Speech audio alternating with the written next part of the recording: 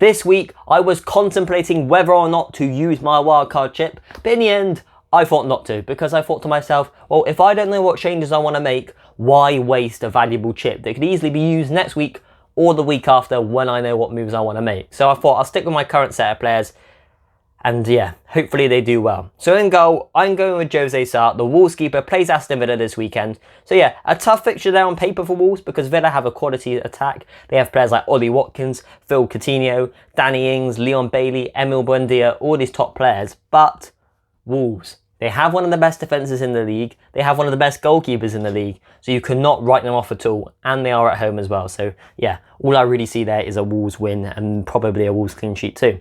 But yeah, no disrespect to Aston Villa. And in the defence, we've got Tyreek Mitchell, we've got Marc Cucurella, we've got João Cancelo. So João Cancelo plays Burnley, probably an easy result there for Man City. He will probably start as well.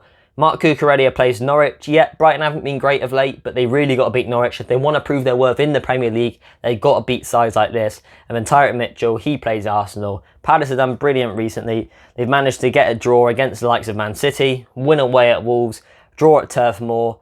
Like, they've been playing really well recently, and you can't write them off against Arsenal, no matter how good of a team Arsenal are at this moment in time. And then in the midfield, we've got Kevin De Bruyne, we've got Felipe Coutinho, we've got Conor Gallagher, we've got Rafinha, and we have got the main man himself, Mohamed Salah. So let's start off with Mohamed Salah. Yeah, he got knocked out of the World Cup. Well, not knocked out of the World Cup. He did not qualify for the World Cup. So yeah, that could dent his confidence. But at the same time, that could be used as fuel, ready to boost him into the last stretch of the season for Liverpool, because they're still challenging on all four fronts for all trophies. Because obviously they won the League Cup, but obviously they're still challenging for the Prem, the Champions League, as well as the FA Cup.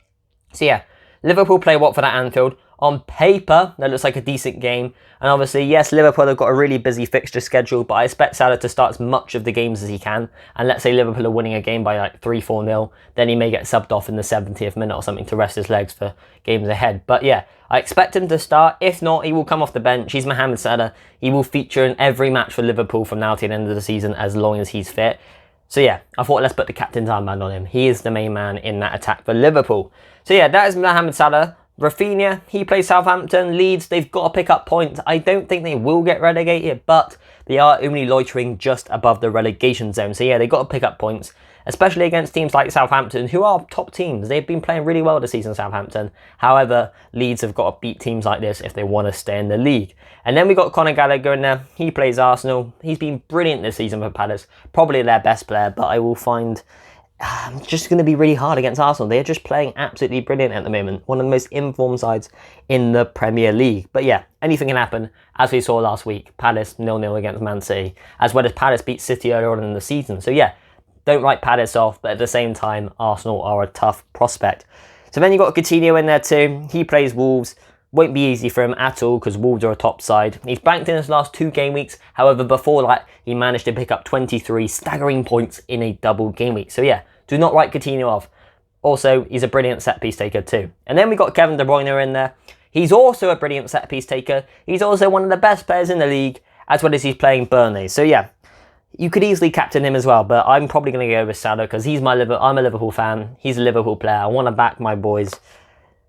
But you could easily go with Kevin De Bruyne because, you know, his fixture, as well as his form, as well as his team, looks very tasty on paper. Also, against Crystal Palace, yes, Man City didn't score, but they could have scored 5 on another day. So yeah, there's all bodes well there for Man City away at Burnley. And then in the attack, we've got Broja, we've got Antonio. So this week, I'm going with Antonio over the likes of Ollie Watkins because Antonio plays Everton. Everton are a load of rubbish. They are one of the worst sides in the Premier League. West Ham, they're loitering around the top 4 spot. They really want to push for that top 4 spot. They probably won't get top 4. I reckon Arsenal will, but if they won't have any chance. They've got to wipe away teams like Everton, just finish them off.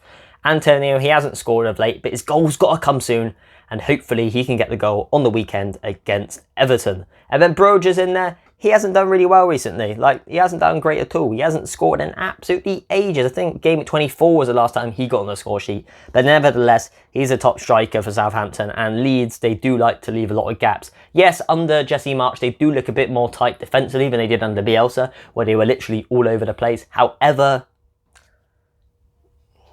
they're Leeds. They will concede goals. And Southampton, they're not really fighting for anything, but a man like Amanda Broja, if you give him the chance, he will probably take that easily because he's a top striker especially considering he's playing in a Southampton team who have maybe exceeded expectations this season. Who knows, but they are playing well. And then on the bench, we got Guaita. He will only play if Saz injured. Johnson for West Ham. He will probably play. They may keep a clean sheet. Who knows, but he's on the bench. Ollie Watkins is on there too, which I am worried about leaving him on the bench because he is probably Aston Villa's most, I don't know. He's the forward that provides the most threat. He's the one who's probably going to get the most amount of goals. However, Wolves are such a strong defence. They literally don't concede goals. They conceded what? 1 against Chelsea, like 1 against Man City, maybe even, I don't know, like 1 against Liverpool too. Like they don't concede too many goals at all. And even the one they did concede against Man City, they shouldn't have. So yeah, you can't write them off. However, Wolves have a top-class defence. And then finally, we got the Liverpool lad, the Greek scouser himself, Kostas Tsimikas, taking the 4th spot on the bench. He probably won't play, but at the same time, because Liverpool have got such a busy fixture schedule ahead, he may get a run out because Robertson's probably going to play against Benfica as well as against Man City next weekend. So yeah, that is my team right there. If you have any questions, put them in the comment section. And if you have enjoyed this video, please hit the like button and the subscribe button, and I will catch you in the next one.